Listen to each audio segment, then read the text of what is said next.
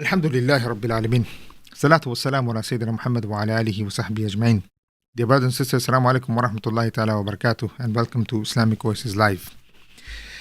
Brothers and sisters, there's a lot going on in the world as always, and we as Muslims are always, whether we like it or not, whether we even understand it or not, are many times the players who are playing a very unique role in politics of today, no matter where it's happening. Whether it's France, as you know, what's taking place in France, you have the rightists coming in power, you have this nationalist, white, all of this happening, and then the promises being made is that if they come into power, the first thing they'll do is remove the Muslims.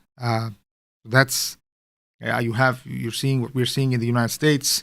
In reality, struggle for power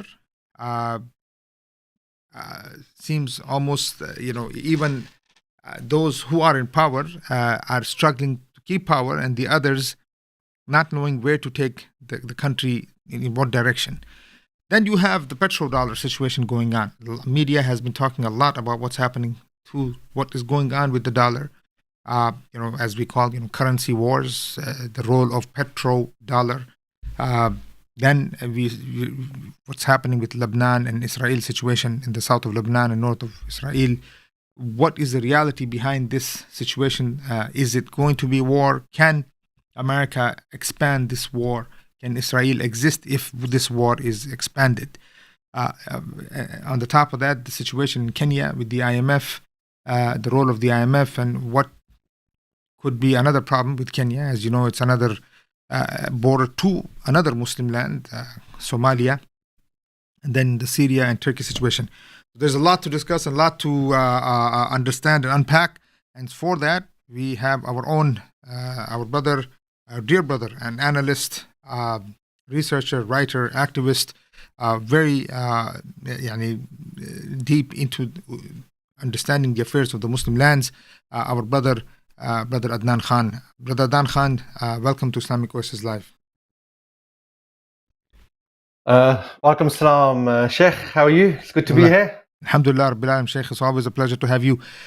Sheikh, let's bring it. I mean, I saw your discussion that you were having with Brother Sharif on petrodollar. Let's start there because it has a lot to do with what happens from here to the economies of the world, to the American standing in the world, to the effects that has on economies across the world and politics across the world.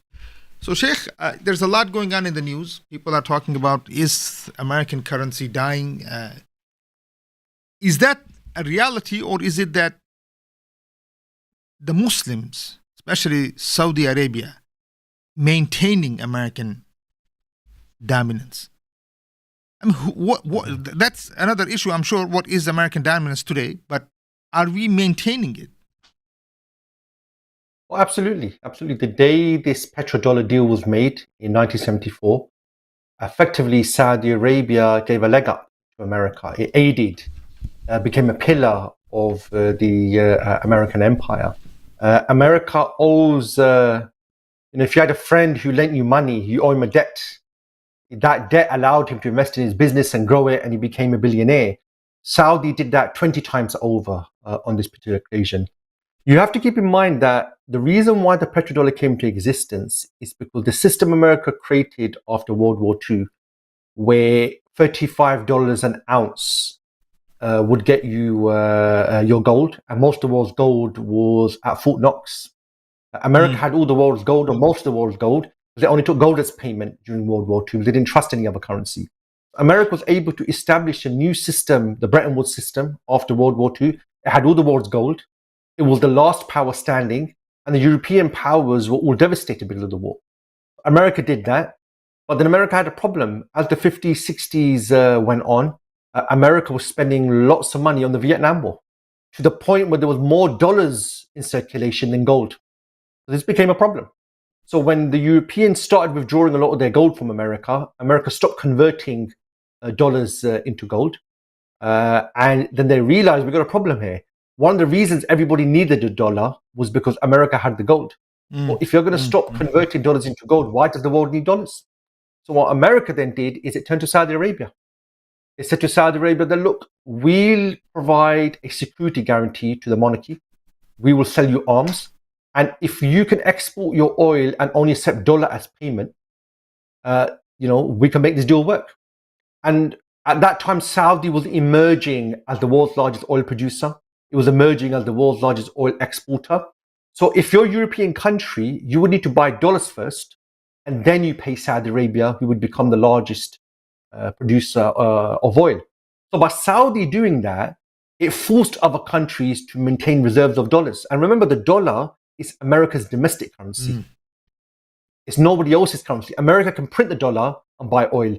Other countries have to sell something, gain dollars, then they can buy oil and these sort of things. So what you find is people maintained their dollar reserves because they could see we're going to need this to buy oil. What they then also did is we might as well just trade in dollars. When China trades with Russia, we might as well use dollars because both countries need dollars. A European country, when they buy and sell with another country, you might as well use dollars as well. So that's why you find today global trade, you find the financial markets, you find commodities, all of them are traded in dollar. So this puts America in a very unique position. So if America is not happy with you, if you're Cuba, if you're North Korea, if you're Iran, if you're Russia, America can cut you off from dollars because this is current. So Russia at the moment is under sanctions. And the way these sanctions work is illegal for anyone to trade with Russia in America's currency, the dollar. If you do, America will act against you. So that's cut Russia off from the global economy. That's what they did to North Korea. That's what they did to Cuba. And that's what they do to Iran. So this puts them in a very, very unique position. But what's been going on, Sheikh, the last 10 odd years, people look at America, the economy's got a lot of debt. The economy's in a lot of problems. America's currency being the global currency isn't because they've got the best economy. Their currency is the global currency because they are the dominant power. And their power has taken a hit with the Iraq-Afghan war. People are losing confidence in America. And that's why Russia, China, and a number of other countries, they say that because America uses the dollar as a weapon, this is a problem. And so there's a lot more, the talk has grown now. We need an alternative. The dollar it's become a problem. So this is not good for the American empire because the dollar played a very, very important role in maintaining America's empire. So that's really where we are at the moment. I actually, just to fill you in, there's been no official announcement the petrodollar has come to an end. There's been no announcements from Saudi. There's been no announcement by America. In fact, the financial market didn't even crash. The dollar didn't even crash. That's what I was saying when we had a discussion about this a few days ago. And I was saying that, look, if a news like that would catch fire, I mean, literally you'll see dollars burning on the streets here. People would there'll be no need for it because the amount of dollars. But Sheikh, let me.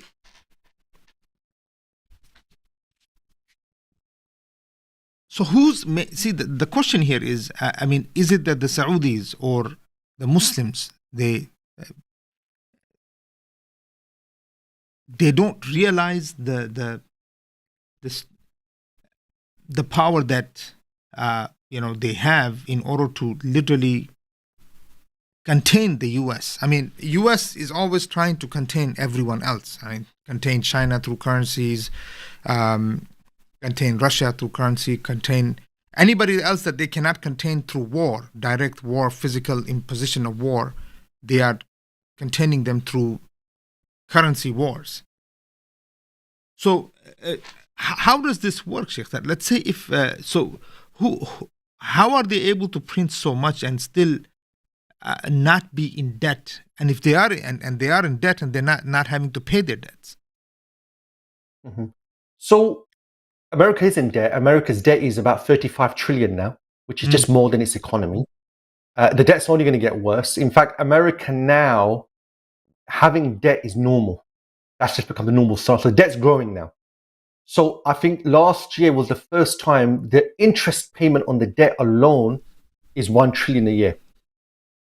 So the way America is maintaining this is, let's cut spending in education, let's cut spending in infrastructure, let's cut spending in all domestic areas because we want to maintain the American empire. And we were talking about this just before we went live. That's exactly what the Soviet Union was doing at the end. It was trying to maintain an empire on the cheap. It was falling apart internally, but it tried to fool the people by saying, no, we're a very strong country. The KGB controlled internal dissent to give this image externally that, look, we're a very powerful country. But it caught up with them in the end. The Berlin Wall came down. The Soviet Union was in poverty. And we learned afterward the Soviet Union actually had debt with the West after saying that it doesn't believe in the capitalist system. America's in the same scenario. America has huge debts. America still needs to maintain its global empire, and is doing this by neglecting its domestic population. But Sheikh, that's why people like Donald Trump are coming to power. That's true, but I will get there. Which reality is American internal struggle. Now there's a political struggle taking place, still much more organized than what we might see in third world countries. So there is already that happening, and where this takes the U.S. in the next decade is it's a very interesting. Let's see how this whole thing plays out. But the Sheikh, when Soviet Union fell, it fell because there was there at the time the U.S. was there. There's another power that is doing everything that it can to make sure that you fall apart. I mean, they are, we saw, even at that time, we saw, okay, look, Soviet Union, Afghanistan, and then the American role in getting rid of Soviet Union in Afghanistan, the Great Game area in Pakistan, this whole situation. But today, Sheikh, when we are looking at decline of the U.S., who is standing against the U.S.? Where is that power that stood against Soviet Union? For the United States to fall, or is the fall going to be different than what we saw with Soviet Union, where the global order collapses in general? Yeah. So you're right. Usually, what you find is there's usually competition by two competing powers, and then one of them wins. And that's usually where we see a change in the global balance of power. Now, it doesn't have to happen like that. It can happen differently. I always thought once the Soviet Union collapsed and as the 2000s started, unless another power emerges, I can't see how America will be removed from the number one position. And I thought this in the early 2000s. And from the early 2000s till today, 20 odd years, there's been no alternative power, but America's completely messed up the opportunity it had. And what America did is, just look at this. The year 2000 comes around. It's been 10 years since the Soviet Union collapsed. You are the superpower by far. You use the 1990s to export globalization. You use the 1990s to get access to Central Asian energy. Central Asia was supposed to be the new Middle East. When the 2000s come about, you're talking, how are we going to make the 21st century the American century? And you have a look around the world, you look at your power, and the conclusion America's elite come to is the best use of our power is to do regime change in countries we don't like. You've got Hollywood, you've got the American dream, you've got the economy, you've got all these tools, but they decide, no, we are going to use our military to do regime change. So, they had their eyes on Iraq going back to the 90s. At the late 90s, they had their eyes on Afghanistan. Both of these turned out to be a mitigating disaster. You could say Iraq and the Iraq invasion and the Afghan invasion was the Soviet equivalent of when they invaded Afghanistan. Sheikh, I can understand Iraq having the energy that it has. The best oil is in Iraq, other than Libya, let's say, or Saudi Arabia. But fine, Iraq intervening in Iraq from their perspective is fine. Let's use what happens, but intervention in Afghanistan, what did it really get them? What was the real intention? Strategic location, Pakistan, Central Asia. What were they thinking out of Afghanistan? Because you never really got a clear picture of what the heck US was doing in Afghanistan. Yeah. So when the Soviet Union collapsed, the Central Asia region became independent. And there was a lot of resources, a lot of oil, a lot of gas in Central Asia. But when it was under the Soviet Union never developed that area. So once the Iron Curtain fell, Chevron, all these big companies led by Dick Cheney, Donald Rumsfeld, they said that, look, we can't allow this energy to be integrated into the new Russia. If it does, Russia will become a power again. But if you look at Central Asian energy map, you will see that geographically, Central Asia is landlocked. It's not linked to any ocean. So what the Americans realized is you're going to need to build pipelines throughout Central Asia. You don't want them to go through Iran. You're going to need them to go through Afghanistan, through Pakistan to the ocean. So they didn't want Central Asia to be integrated into Russia. They wanted to be integrated to the global economy. So the problem was, in 1991 up to 1994, Afghanistan was in the middle of a civil war. When the Soviets left, they all started fighting each other. Once the Taliban came to power, there was some semblance of stability. So you can still find pictures online of the Taliban sitting in Houston. They were at the Unicol headquarters trying to negotiate a deal. The Taliban dragged their feet, and the Taliban eventually started looking into other companies to develop their oil fields. By at least the late 1990s, I remember 1998, when America said, okay, we're probably going to have to do regime change in Afghanistan. These guys aren't playing ball. So the whole Afghan invasion was a pre-9/11 thing. 9/11 became the pretext. It was already on the agenda before 9/11. And Afghanistan is all to do with Central Asia. Right? And that's why even the Soviet Union, when it invaded Afghanistan, why? Because Afghanistan is like the land in between Central Asia and South Asia. So the Russia and the British Empire fought over this in the late 1800s, and the Soviet Union tried to invade it in the 80s. Obviously, America never planned that its invasion will last 20 years, and this is where the decline problem comes in. 9/11 happened in September 2001. By the end of October 2001, America invaded. And America said to its troops, you'll all be home for Christmas. And then 20 years went by. 20 years went by. This is what the problem is. So America had to so America's agenda was, we'll remove the Taliban, we'll put in a favorable regime. The regime will deal with the day-to-day of the country, and American companies will go in and build the pipelines. Obviously, the government turned out to be absolutely useless and corrupt. They had to prop it up for 20 years, and still it was a useless government. They couldn't do any infrastructure building because there was so much corruption going on. There's still books being written on American money, where it went.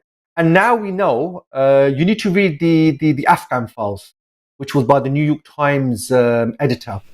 And in there, he actually got most of his research from this organization that was set up to oversee the funding for Afghanistan. It was called SIGER, SIGER. And in there, they interviewed everybody, Afghans, American officials, politicians, military men.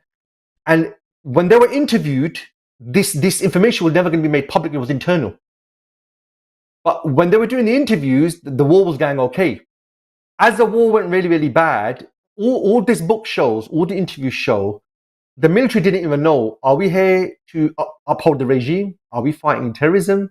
Are we doing regime building? They didn't have a clue. Money went into so many areas, they couldn't even keep an eye on it. The Afghan army they set up didn't exist in reality. So really, they made a big mess of it. So what you find is, you invaded a country for an objective. That objective got muddied because victory wasn't, you didn't have victory. So what's then happened is, we have to stay there, but if we leave, it will make us look bad. It will make us look weak. This is the same argument Richard Nixon used to stay in Vietnam. So think about this, yeah? Your children are fighting, and the sole justification for the army to be in that country is, if we leave, we look bad. And in the end, they left anyway. So Obama in 2009, when he came to power, he said, we can't win this war. So he started the process. Let's start talking to the Taliban. And you find, I remember on Eid in 2010, Mullah Umar was still alive then. He said that, he's up for talks. Those talks then turned into back channel talks. Then they turned into official talks in Qatar. Then Trump came to power and he agreed the peace deal. And Biden will always be remembered. He was the one who had to implement the deal in the end. It turned out to be a complete disaster. Iraq, this is the country, America, that invaded and occupied Germany and Japan. Look at these two countries now, the largest economies in the world. Those examples are in history now. The more recent examples, Iraq and Afghanistan. So your children, your fathers, your brothers went to war. What a disaster it was. The other thing that's really hurt America is you trampled over everything you stood for. Rule of law, democracy, freedom, equality.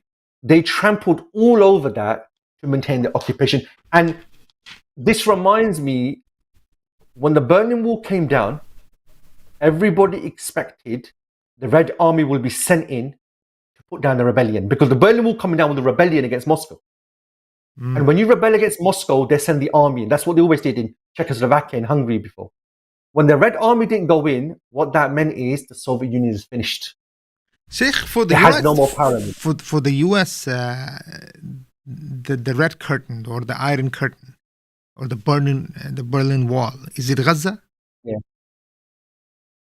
It could be. I actually think probably the Berlin Wall moment will be is when an American ally or agent gets overthrown, Egypt or Pakistan or another country, and America says, we got bigger priorities at home, there's nothing we can do. Because America's overstretched. I think that will be the Berlin Wall moment, because Egypt, Pakistan, Indonesia, Turkey, these countries play a very big role in maintaining America's dominance. If America cannot even keep a ruler in power, that shows you it's not powerful anymore. So when Soviet Union couldn't do anything about the uprising in Berlin, what that meant was you've become so weak, you can't do that anymore. And that was the end, really. That was really the end for them. And America's problems are so much now. They're so grown. They're expanding everywhere. I think it's just a matter of time. I think what America is doing is doing a good job to cover up the cracks. But when your president is struggling to stand, when your president goes to the G7 and he's staring into the wilderness, that's where you've got, literally, America's like the Roman Empire now. You've got emperors who are unfit, who are not capable. That's the point you've got to, because everybody's seen through it now. The emperor's got no clothes on anymore. They're talking about if they had to replace Biden, who would be most likely electable, or if there was a hypothetical, they're talking about Obama's wife, Michelle Obama, and so and so. The worrying thing is, Sheikh, Biden didn't become like this overnight. Biden won the Democratic ticket. He defeated what he wanted. People gave it to him. He didn't say, I'm standing down. He's like, I'm going to do my second term. Despite that, despite them knowing the reality of Biden, they still went ahead with it. These people are just power hungry. We just want to be in power. That's what I was. Right. It would be perfect for them. Because look, Sheikh, there's discussion going on here, but with a country of 350 million, whatever the population is here now, 600 million, I think that's what it is, American, something around there. 300 million plus. 300 million. Okay, so look, so now, there are discussions going on with this 300 million people, with the amount of youth here and universities here and think tanks here and corporations here and the role that US plays around the world. They cannot come up with just two people that can actually lead the country. And that was a question. I was listening to one of these podcasts, and he was saying that one of the problems is that the infrastructure that the elite have built, it's put together in a format that can only bring the kind of people that you're seeing, which is Trump and Biden, because of the money that is involved in making the American system, the political class work. So is the issue, Sheikh, that capitalism itself internally is crumbling? Democracy is crumbling within itself? There's definitely a rot there. If you look at the moment, all the surveys, when they look at democracy, confidence in democracy is rock bottom. In the UK, we're having elections today when we're recording this on the 4th of July.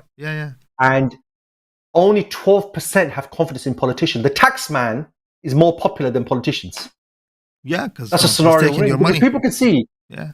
So in this country, across Europe, you can see what people realize is, the mainstream party, there's really no difference between them. They just continue with the same old policies. Right. So that's why people are turning to unorthodox people like the right wing, like Trump. You've got to keep in mind, Trump is very popular with a segment of the public. All people who feel disenfranchised, people who feel their jobs have been lost, and the politicians aren't listening to us, Trump is very popular with them. Biden, I think that last debate, his chances are finished, I think. Right. What person in their right mind? Every stage that he's on, he's apologizing for what happened on that stage. Yeah. And he can't do anything much about it. Physically, he can't do it. He literally, that debate he handed. I think, look, a lot of money is going to the Trump campaign. The Heritage Foundation are writing the policies of Trump. $53 million. The guy made $53 million in 24 hours. That was the money given to him. Just 24 hours. Imagine that. What you've got is, with any election, you've got your support base. You've got to try and win the people in the middle. And these things, the fact that you're not even mentally there. I've seen loads of podcasters who were Biden and Democrats, and they're just like, how can I vote for this guy? This guy's not even there in the head. Really, they should never have put him forward on the debate. He shouldn't have really been there. What did they expect? But this is what happens when you want power. What they wanted, I remember Biden, he's been a senator since the 70s. Under Obama, he was like the number 2, the main guy in charge. But obviously, he's passed it. But this is what happens to every empire. What happens is we just have to get power no matter what. It's not about the right people. To be honest with you, in most Western countries, the wrong people get to power. You get the psychopaths and the sociopaths. Look at Trump. No political experience, never been in office, hasn't got a clue about policy. But people love him because he's unorthodox. So, Sheikh, what happened? Let me, this is. So let's say those people who are sitting in think tanks, these institutions, those people who are watching all of this. There's still smart people out there. They're observing. We are observing day and night what's happening. So there are intelligent people out there looking at this whole situation. What do you think is going through their mind, Sheikh? That let America fall. This is the only thing that we have, or what happens? Let either Biden die, or hopefully Trump falls and breaks his legs and can't walk anymore. Are we looking at? Is there possibility of rebellion within the U.S. because of what's happening? Smart people out there saying this is unbelievable. What's happening? So the rebellion was possible because Biden wins, and all of Trump's supporters refused to accept the result. They did because Trump supporters didn't accept the last result. That's either way now at this point. If Biden wins, there's a problem. If Trump wins, there's a problem. Yeah, but I think now Biden's effectively handed over the presidency to Trump. That performance, even the neutral people aren't going to bother vote for him. And to be honest with you, if you look at think tanks, what they do is they write policies and they will back the person they believe will probably get to power. If it looks like Trump's getting to power, they will just back Trump. So their policy will be implemented on it. So it's money there also. That's all, because that's what. And to be honest, on the main areas, there's very little difference between look at Israel. How much difference really is there between the Democrats and the thing? Right. Look at Ukraine. There may be. Remember, Trump's global view was, we are spending a lot of money. Why are other countries not paying? So why are NATO countries not paying? If we are protecting Saudi and Japan, they should be paying us. He doesn't disagree that America should be a power. He believes America should be respected. He's just saying other countries should pay. So if we're there to protect the Saudi regime, the Saudis should be paying us. Whilst in the past, the Saudis haven't paid America. America takes on the cost. On China, Democrats, Republicans on the same page. Trump was the one that started the trade war with China. Biden's continued with the trade war. Trump started the official peace talks with the Taliban. Biden implemented it. So on the main policy, there's no different. The rhetoric, the branding, and the fact that Trump tweets every 2 minutes, that's the only difference. On the main key policy, there's really no difference. But Trump, he has an impact, because what Trump says is America first. If I'm not happy with something, I don't care about the global community. I don't care about international institutions. That has an impact on America's standing. It means for other countries, we can't rely on America anymore. In fact, maybe China is a bit more reliable to work with than America. At least with China, you know what you're going to get. With America, you don't. So, if things were good in America, if America was strong globally, there wouldn't be a place for a person like Trump in the presidency. Trump is a direct outcome of where America is. People are not happy. People feel they've been left behind. People feel a tiny elite, the empire benefits them, it doesn't benefit me. So Obama and Trump and Bush, they don't represent that view. They support the tiny elite on American empire. So that's why they turned to Trump. Trump's whole campaign was, I'm going to clean the swamp. I'm your guy. Look, Sheikh, if institutions that America has built fail, like now United Nations has failed, I mean, I don't think anybody cares about what UN really has to say, other than in the gymnastics that we see on TV. IMF has failed. IMF goes into Kenya, and 2 days later there's riots on the streets. $24 million. I mean, they're giving these guys pennies, and they're trying to implement American, basically bribes, it looks like almost. I mean, $24 million today is nothing for these politicians. I don't know what China is paying these guys. And then you have ICC completely failed, shows that they can't take anybody accountable. You can talk, again, intellectual gymnastics taking place on screens, and everybody knows it's nothing but a joke. So, Sheikh, I mean, so institutions are failing. There's talks of all-out rebellion against the U.S. Across the world. I was looking at some of the statements coming out of Egyptian generals and soldiers who are talking to soldiers who are on the borders of Rafah. I mean, and they're making these small clips and sending it on WhatsApp, and then you have these ridiculous statements coming out of Sisi. Out of all of this, Sheikh,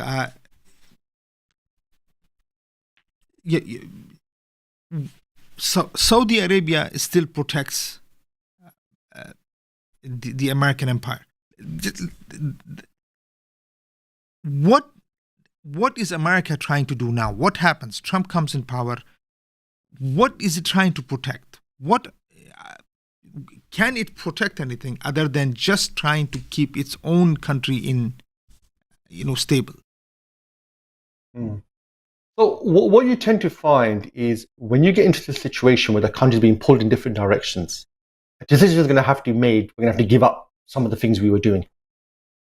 When you do that, you cease to be a power. When you give up one area that you dominated, it means you're not that same power anymore. So America will have to decide. It's very costly. And at the moment, the struggle in America seems to be domestic versus external. Okay, but costly means that America cannot print anymore. That's, as I'm going back to the petrodollar issue. Meaning, this has gone beyond printing. What you physically got now is America's not winning. America used to go to war, win. America would have a strategy, it would win. You're not winning now. Now it's costing more. When it costs more, you have to compromise with spending which is necessary domestically. If you're an average American, how does it serve you that America's got an empire? Nothing. People are struggling to pay rent.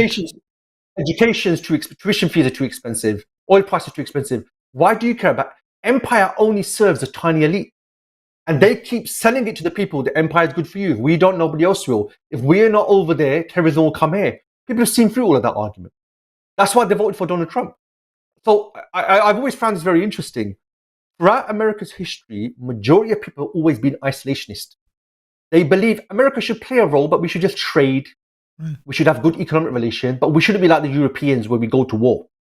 But what's happened is from World War I, World War II, America started engaging, and now so much money is spent to maintain an empire, but that empire doesn't benefit the people.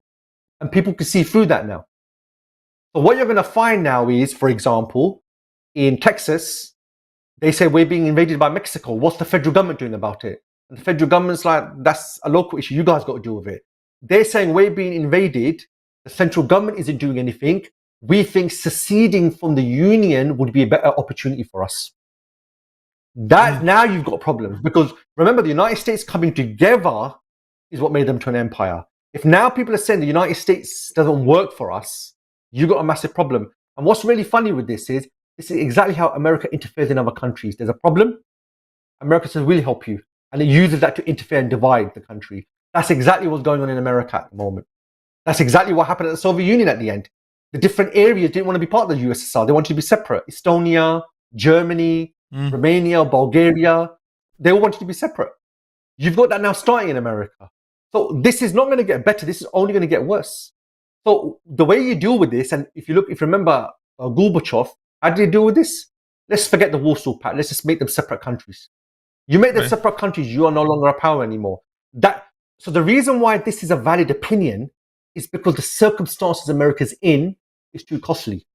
10 years ago, this would be blasphemy. Separate America? Are you feeling all right? So Sheikh, I mean, now with the problems is viable. So dividing, I mean, okay, hold on. So, I mean, Syria is now, could be 4 countries, the way it's going. Libya is already 3 countries in many ways. Also, you have Sudan in four countries. Who Allah only knows what they might do with Iran or with Pakistan. So Ukraine situation. I mean, so what? When you say that, okay, the only solution that they have is divide the countries. So are we also looking at more countries popping up as the American decline continues on the map, the world map? So there was a time where dividing countries was something that suited America's agenda, because America could control the different pieces. Because remember, most of the Middle East was divided by, the countries we have in the Middle East were created by France and Britain. And America's always said the way they're divided, it doesn't serve America, it serves them. The problem now is America's got more domestic. Even if these countries become divided, I think they're going to be very difficult for America to manage. And there's a possibility when you divide these countries, other countries might get a foot in. So China might get a foot in, Russia might get a foot in, Britain and France might get a foot in. America's not that country it used to be. It's got the new thing that's emerged is America's domestic problems. This was never a factor in America's empire. Domestically, no matter what happened, America was united. Now you've got disunity internally. And if another power should take advantage of that, if another power could take advantage of that, America's foreign policy would become schizophrenic. It will chop and change. Who can do that? Scenario.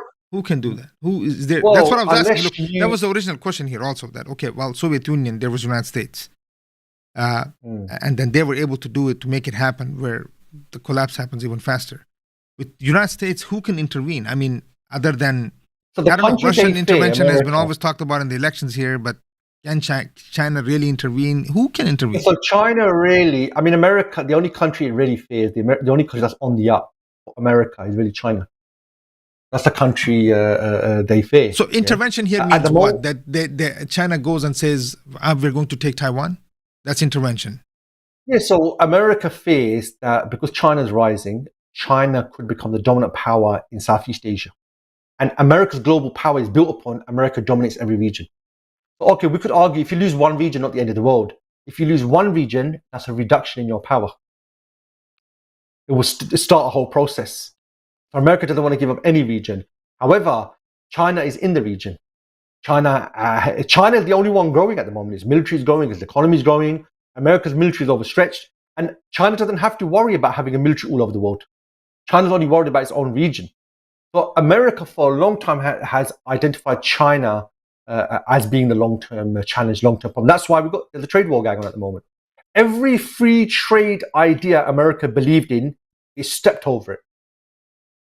Free trade, no tariffs, no taxes, we open market. With China, they've contradicted all of that. They opened up the whole world to the free markets and globalization. With China, it's the complete opposite. In fact, the Chinese are advocating free markets and globalization. America's not. Right. Trump is advocating nationalism and economic independence and restrictions. China's saying, no. In fact, China is more capitalist than America at the moment.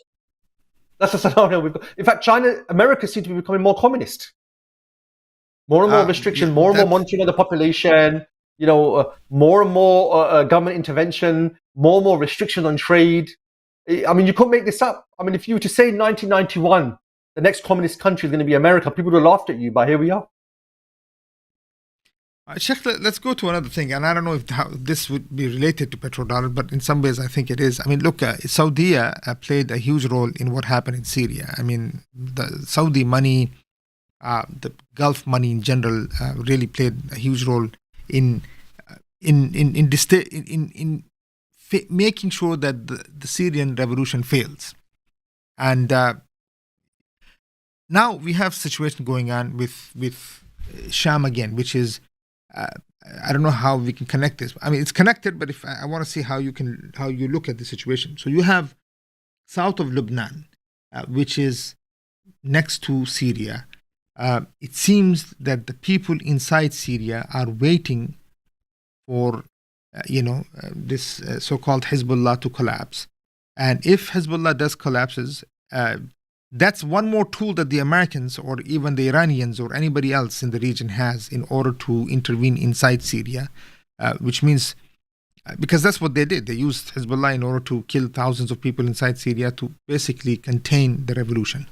If Hezbollah fails or falls apart or even is 50-60% destroyed, if Israel decides to go in south of Lebanon, they're talking about wiping out south of Lebanon and things like that, and America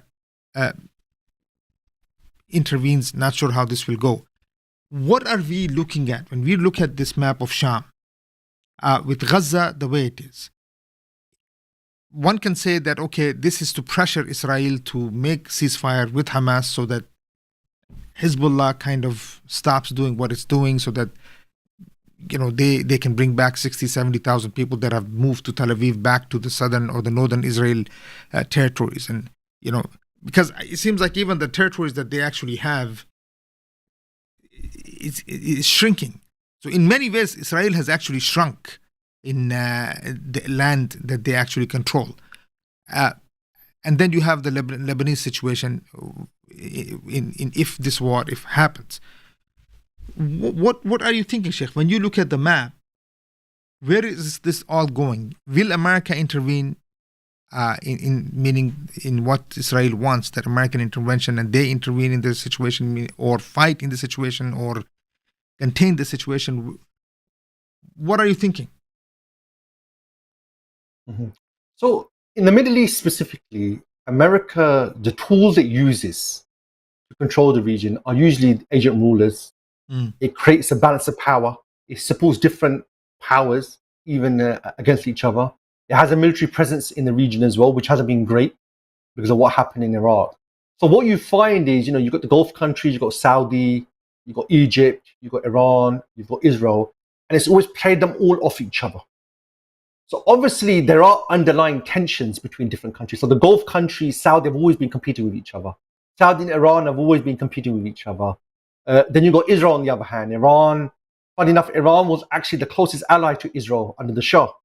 Right. It went completely the other way afterwards. So things aren't necessarily going against America at the moment because America's got different powers, and these different powers at the moment, there's a lot of talk. So even Israel, there's a lot of talk of them going into Lebanon. But what you're now finding the military is pushing back against that in Israel. Right. Israeli officials are pushing against it. Right. After 8 or 9 months, they can't look at Gaza and say, here you go, here's victory. There's no Saddam Hussein statue coming down.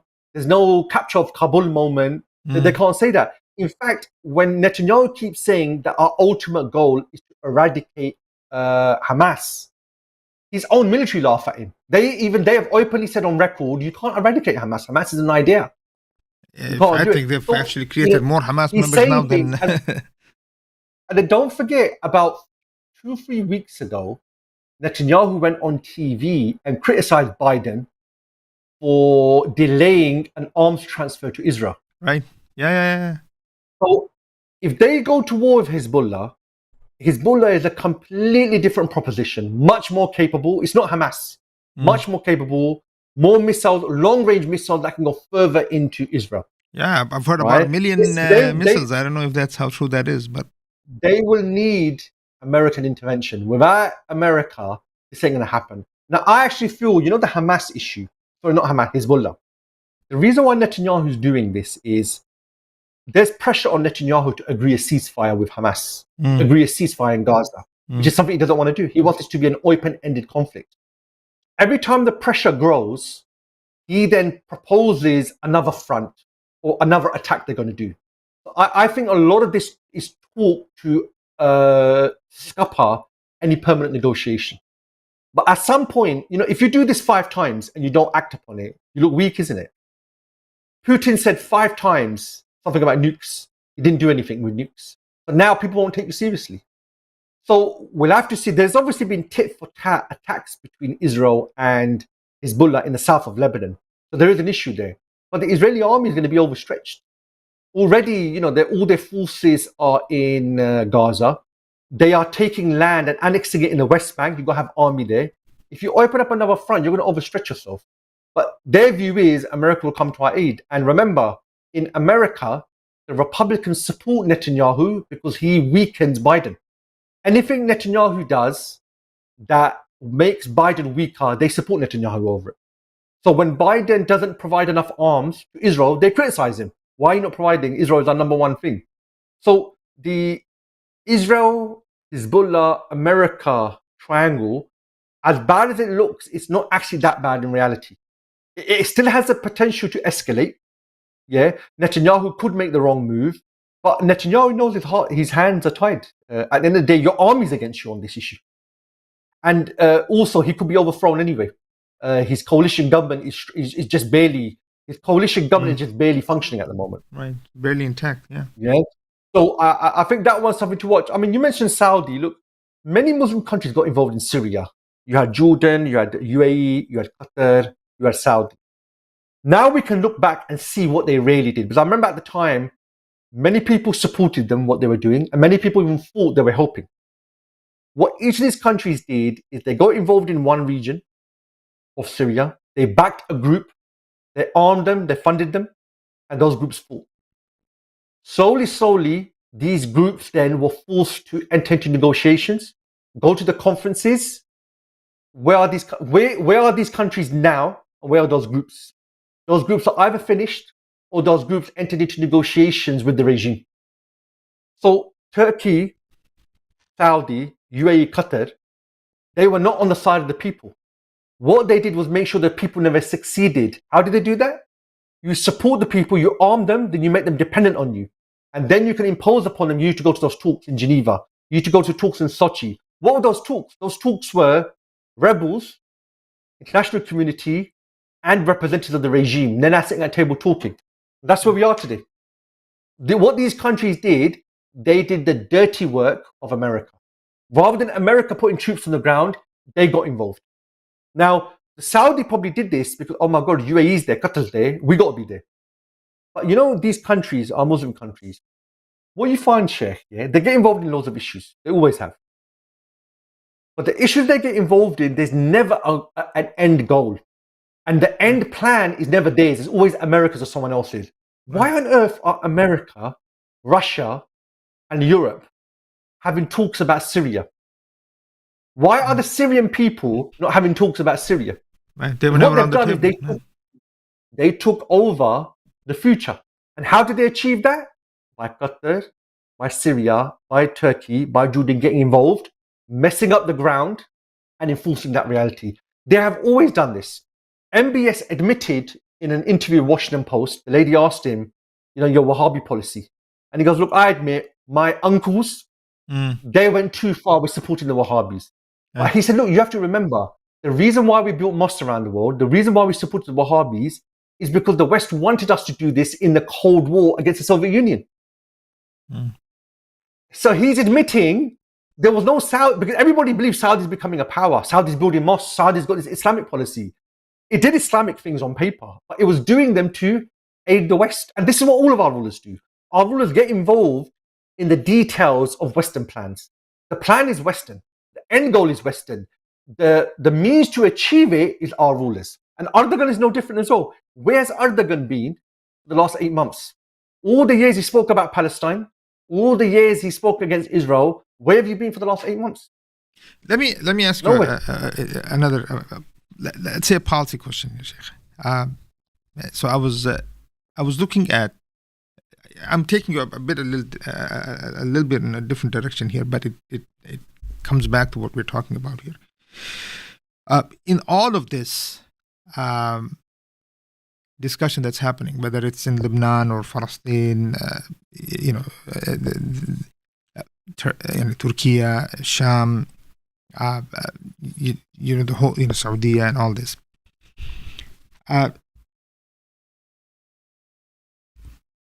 Sudan, even. So I was having this discussion last week with some brothers from Sudan, and we were going back and forth and what should happen in Sudan.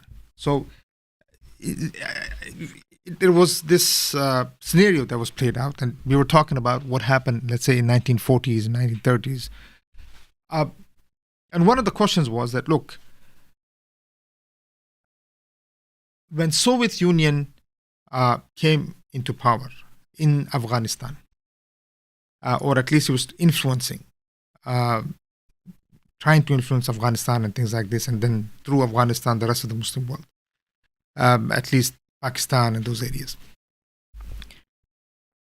A lot of, for the lack of a better term, let's say, Islamists, they intervened and they said, okay, we're not going to allow this to happen, because they understood what Soviet Union is about and what communism is about.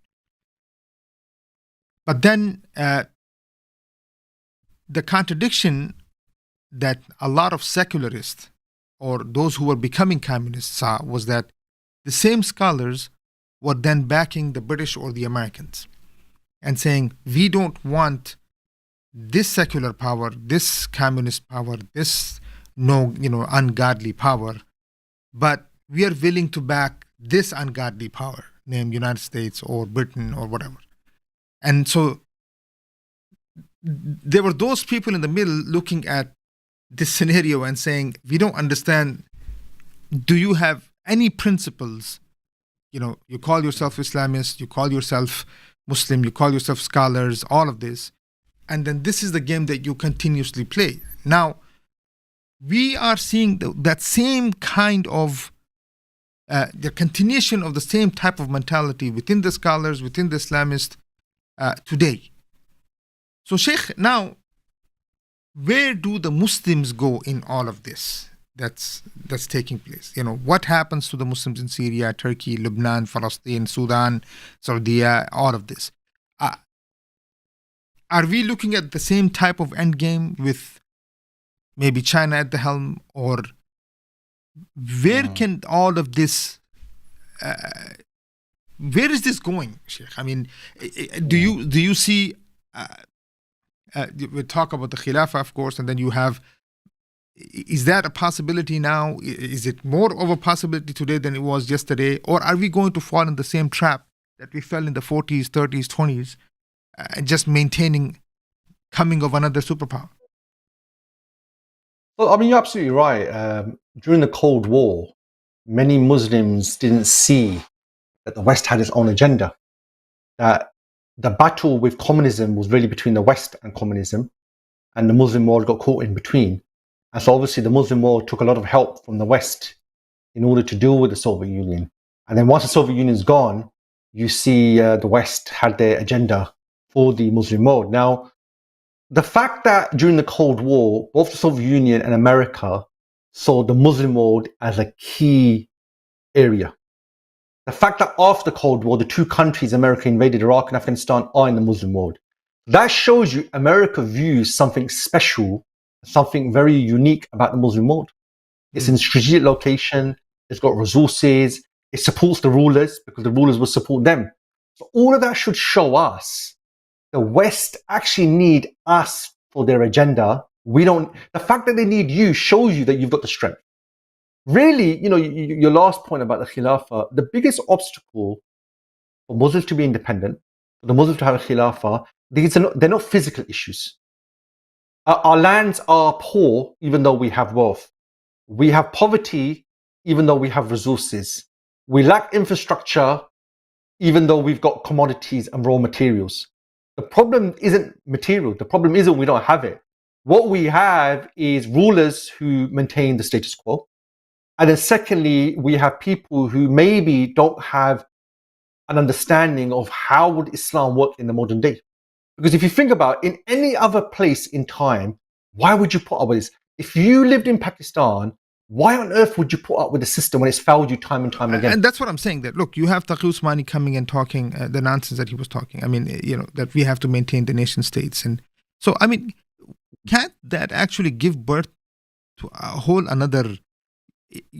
Because what you're saying is that look, Islam, for now, we have to kind of put it on the back burner in some sense because there is no way of getting rid of this infrastructure that has been created for us. We kind of have to live it. But what I'm asking you is that the infrastructure is built on a sandcastle. It will fall over easily because the infrastructure doesn't represent the people. The infrastructure is a ruling family, a monarchy, with support coming from the West, not from the people. In fact, our rulers oppress the people, but the people could overthrow them. So the people need to understand you can make change happen. You actually have the power. It's these lackey rulers who are few in number, they're the problem. What unfortunately a lot of Muslims do is they give the benefit of the doubt to the rulers. And our rulers are clever. They throw new people. They throw Imran Khan. They throw Erdogan. They throw a new young leader. Look, now it's going to be different. And the outcome is the same. I remember 2018, Imran Khan was going to bring change. Here we are, 2024. How did that turn out? Yeah.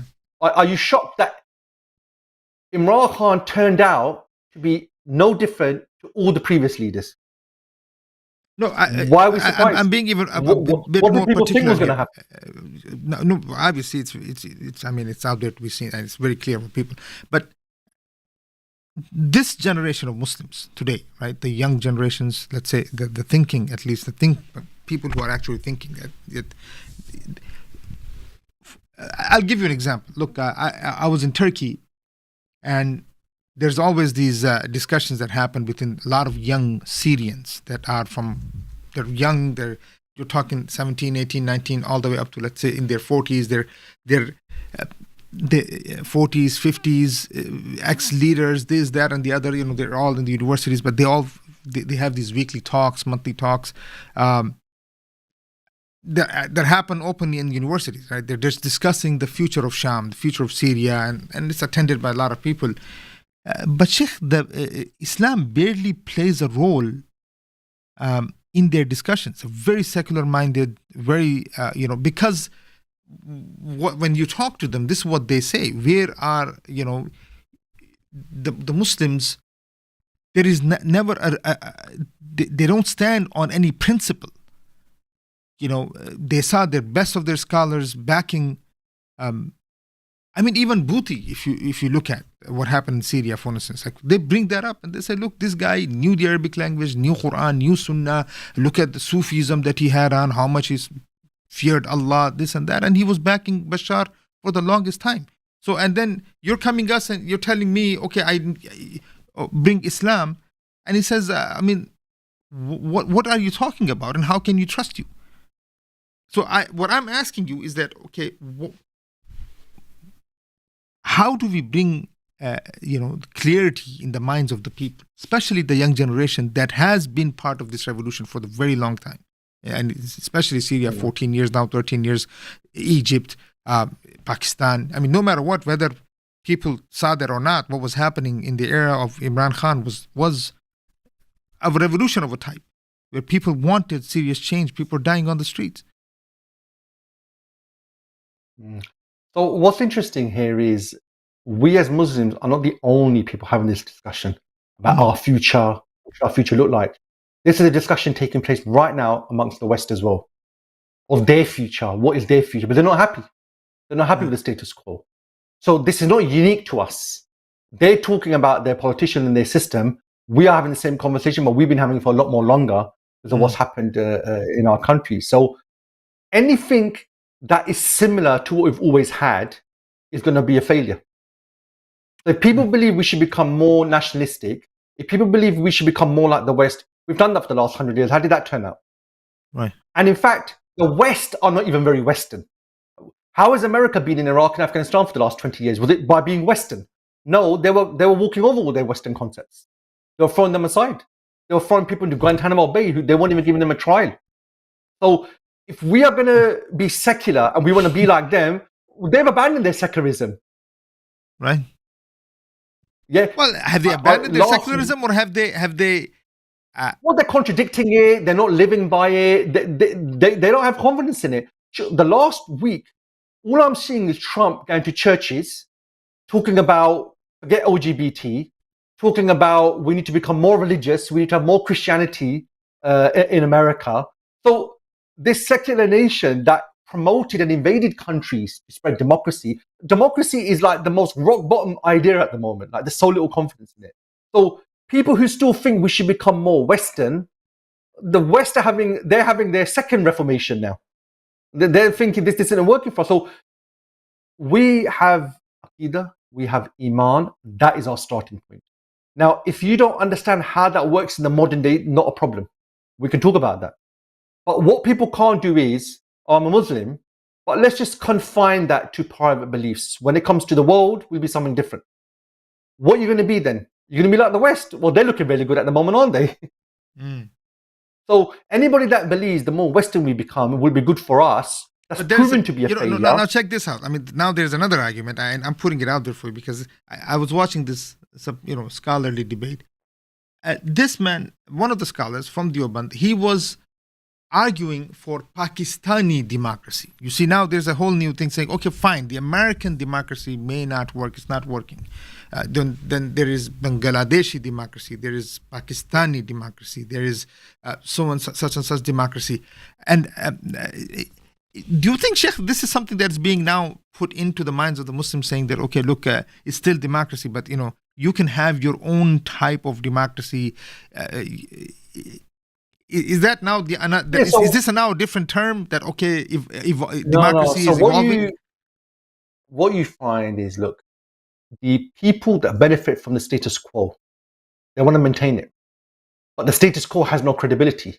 So what they'll do, they'll come out with new terminology, they'll come out with new ways of saying the same thing to try and fool the people. I remember when Musharraf was around, Musharraf said, we need to get rid of Talibanization, we need to be a real democracy. And we saw what his democracy was. Yeah. Secondly, let's get this straight. Whether you're Turkey, Bangladesh, or Pakistan, you have parliaments, and your parliaments make laws. You're democracies. So if they want, they can legalize prostitution. That's what a democracy is, like they've done in Bangladesh. They can legalize alcohol, like they have done. They can even legalize, we want It's Friday to be a national holiday because it's Jummah.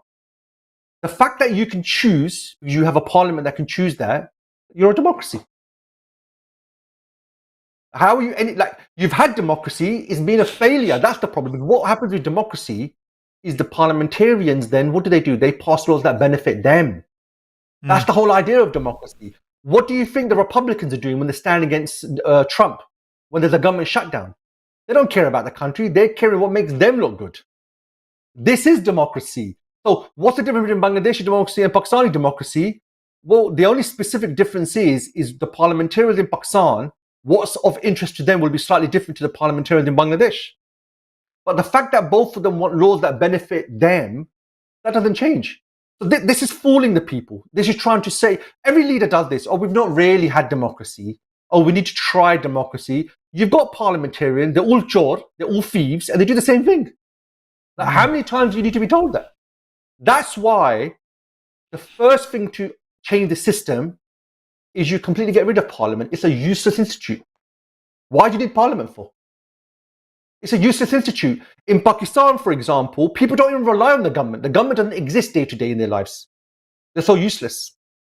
In a lot of Muslim countries, people rely on their families and their community, not the regime. The regime is there to serve other people. It's a miracle they say Pakistan is still running. I mean, first thing you do is you get rid of parliament. It's absolutely useless. But what happens in every country is obviously the system benefits certain people. They don't want it to go.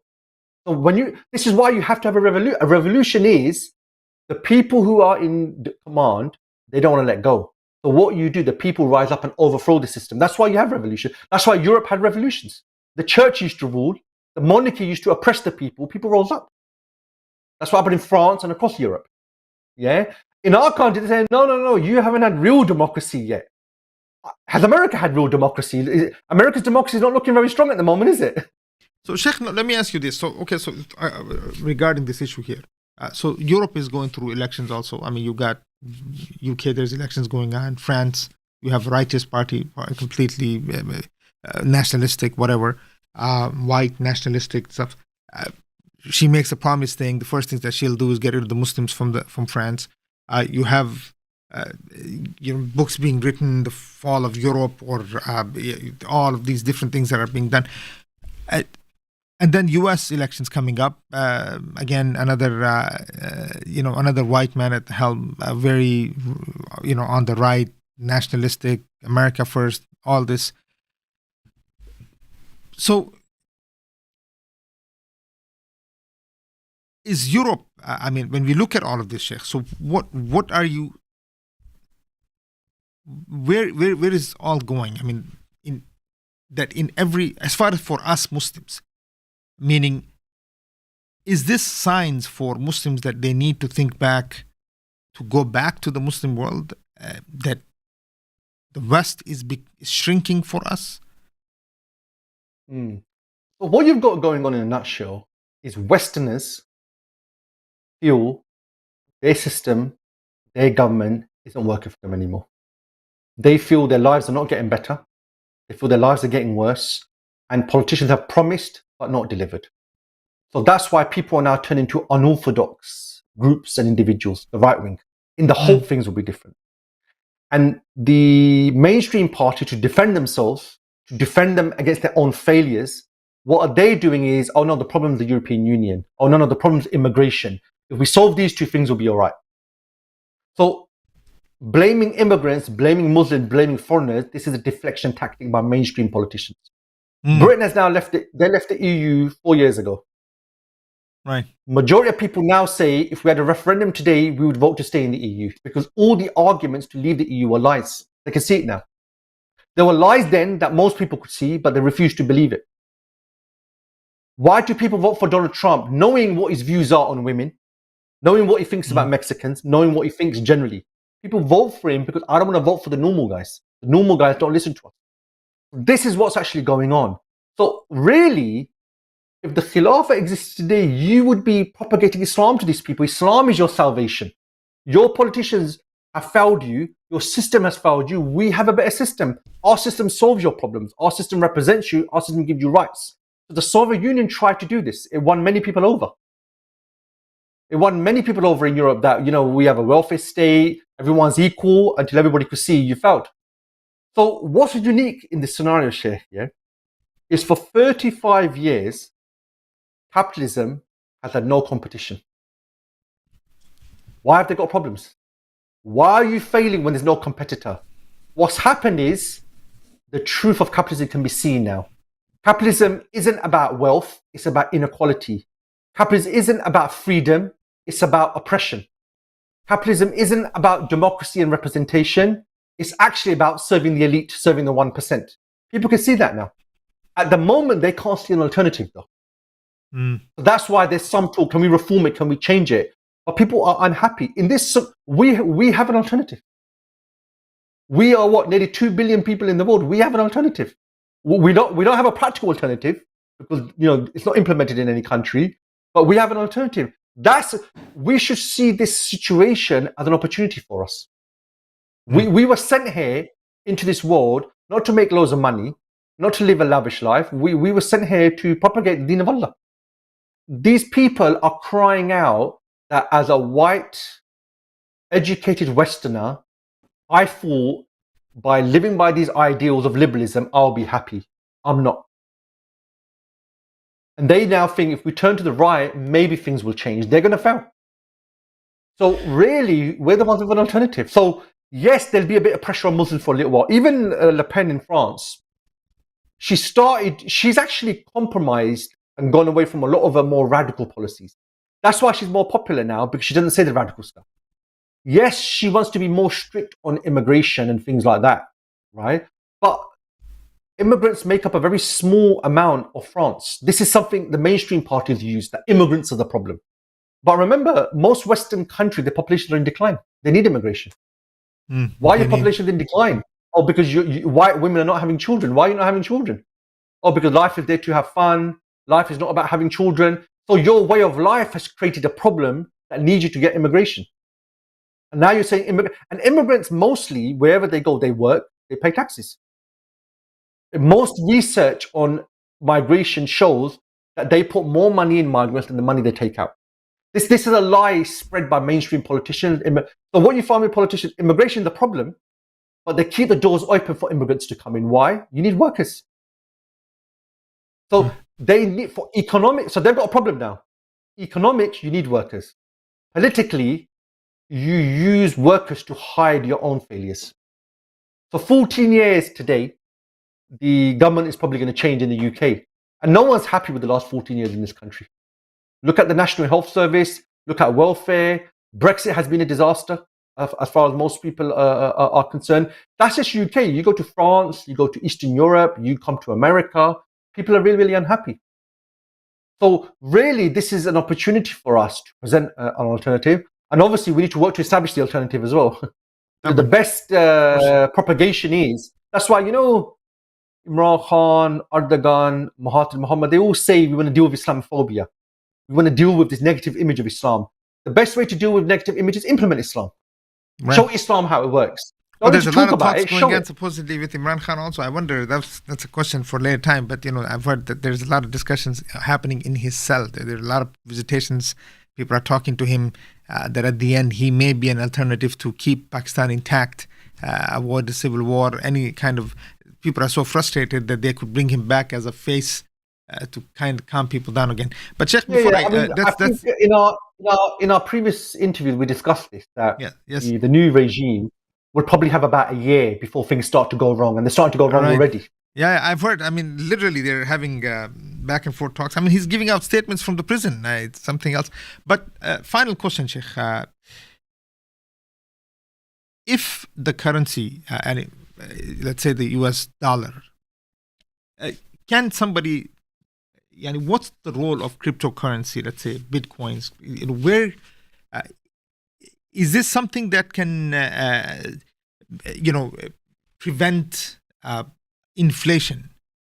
I mean, can it be used to prevent further inflation? Is this a possibility? Yeah, so a lot of people are proposing cryptocurrency as an alternative to the dollar, as an alternative form of currency. So if we view cryptocurrency first as electronic form of currency, so it has no physical cash and notes, it's electronic. Yeah. The thing is, you've got to keep in mind the way the global monetary system works is you have central banks and they issue money. Right. So it's centralized. Cryptocurrency was created as a counter to the central banking system. So cryptocurrency is decentralized. There's no central authority.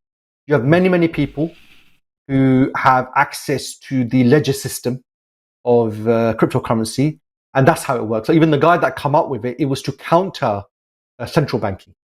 So in a way, central banking is a central authority issuing money. Cryptocurrency is decentralized. Nobody has control over all of it, but you can all see the transactions taking place. So for cryptocurrency to be the national currency, even in one country, how do you issue new money? You can't. It doesn't work like that. You need some sort of central authority. Now, the two experiments they tried cryptocurrency in El Salvador and Nigeria, and it's a complete disaster. Right. And also, if you want cryptocurrency to be the global currency, then it's got to be freely available for everyone to use anytime they want. Cryptocurrency doesn't work like that.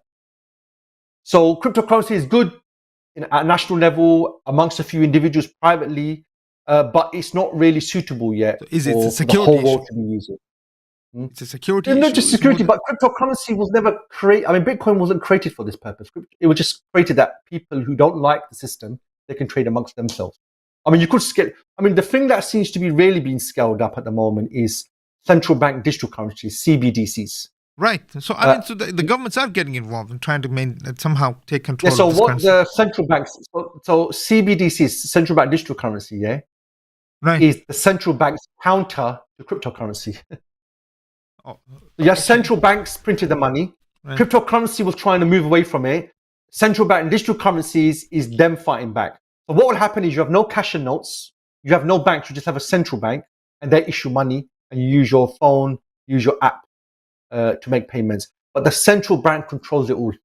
But what I'm asking you is that can that actually have effect on inflation? Is that possible, or is that? Yeah, it can, because if you don't link it with gold or silver, if you don't link it to something physical, you can print as much of it as you want. And as you print more money than economic activity, you will get inflation.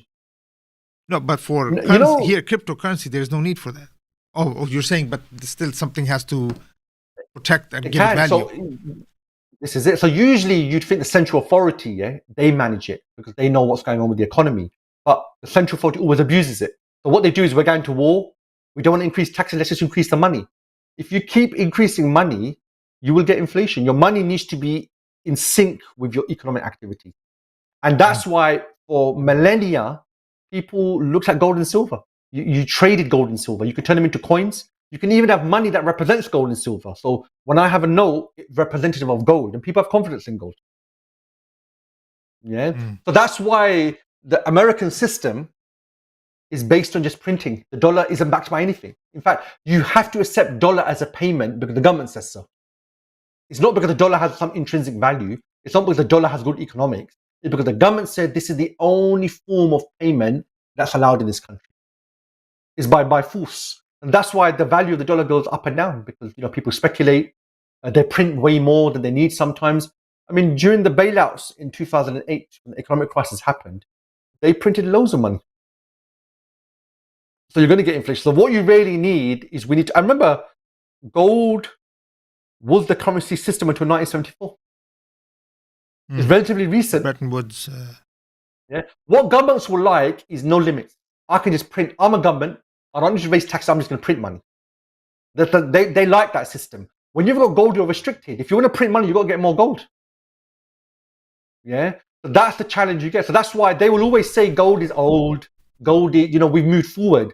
But economic crisis is old, but we still have it today. Inflation is old, but we still have it today. So remember, there's certain people who promote currencies backed by nothing. So that's why they say, cryptocurrencies and these sort of things, yeah? But this is probably a whole show in itself, actually. Talk about the currency system, Yeah, I the do want effect to it talk has. about that. I mean, can You that? can't, Because I think you can't divorce. Sorry, go ahead.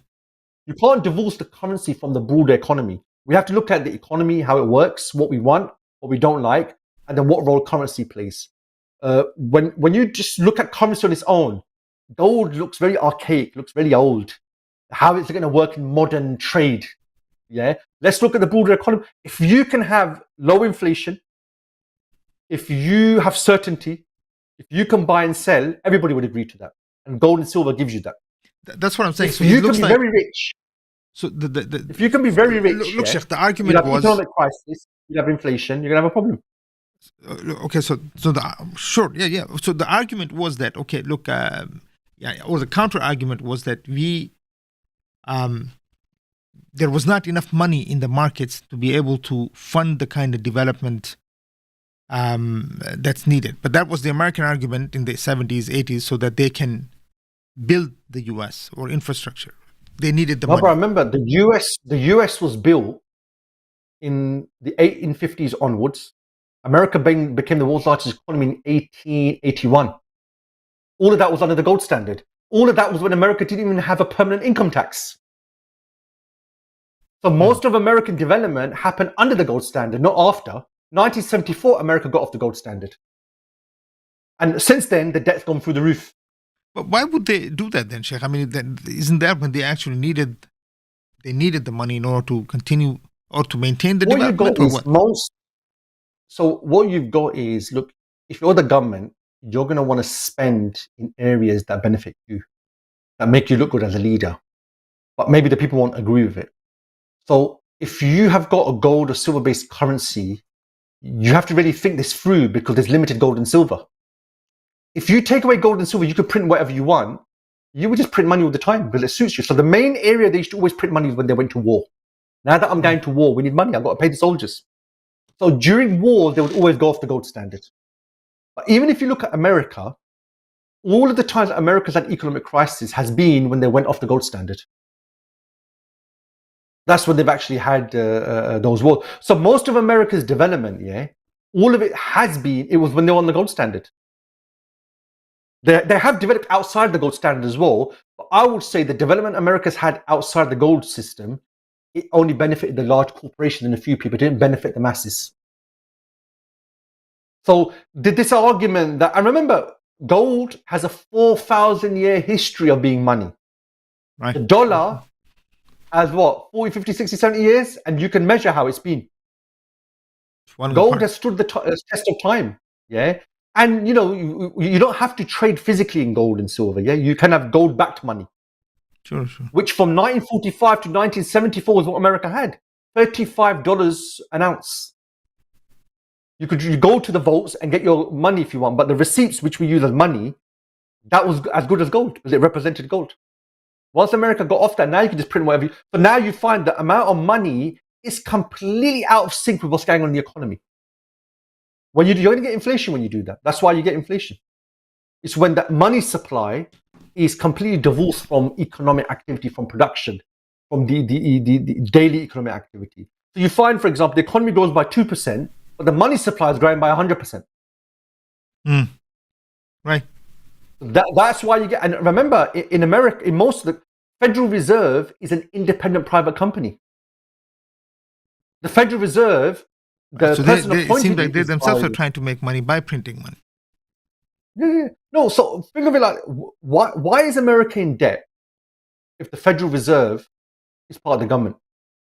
Surely just print money, the government doesn't need to pay it back. There's no debt. It doesn't work. What happens is the Federal Reserve lends the government money, the government has to repay that debt. That's how it works. So all the central banks, when they say the government is in debt, is that they actually owe money to the Federal Reserve. The government's in debt to the Federal Reserve. The Federal Reserve, you look at remember, the American founders were dead against private money because they saw in Europe these banking dynasties, they controlled the government, they controlled the monarchies. So twice America had a private central bank. When the license expired, they didn't renew it. In 1913, these bankers got together and they forced through the Federal Reserve Act, which created a permanent central bank. Remember, most people don't understand this. They don't understand the role of money in the economy. They don't understand the role of a central bank. So people just think it's some economic thing. They do it. We need to understand the role of money affects everything. In fact, even in economics, they don't teach you the role of money. People just think money is just exchange. It's way more. Just think of it like this. If you don't decide as a government how much money there is in your economy, how on earth are you even an independent country? How on earth are you even the leader when the main tool to drive the economy is not even in your hands? But this is probably another podcast in itself because the history of money, the evolution of central banks and how they came over to America, this is something really important to understand because the world we live in today was determined in that era. In fact, what happened from 1850 to about 1910, when the Federal Reserve came about, has shaped the world we live in today. So, all right, I don't want to go into it now because there's already been, it's been a long discussion, subhanAllah, Sheikh. But there are two discussions that we have to have in the future, which is the history of money and the effects it has had on the Muslims in general and throughout the world. And there's other discussions that collapse of the empire, and if we can look at what's happening as far as the way Soviet Union collapsed, and what we are seeing, the American decline and the collapse of America in front of our eyes in many ways, those who are following the events in the world. All right, Sheikh, Jazakallah khair for your time, and this is always, I mean, subhanAllah, so, an amazing discussion with you when we, especially the eye that you have on the political events that are taking place with the connection to Islam, because at the end of the day, that was the reason for me asking that question, is that how do the Muslims, navigate through these times? And we are the population that's affected the most, and we are the ones that can actually change the situation, because as you said, we have the alternative at the end of the day. All right, Sheikh, Jazakallah khair, and inshallah we will see you next time, and may Allah subhanahu wa ta'ala continue to increase you in knowledge and status, ya Sheikh. Assalamu alaikum wa rahmatullah. Ameen. Take care, man.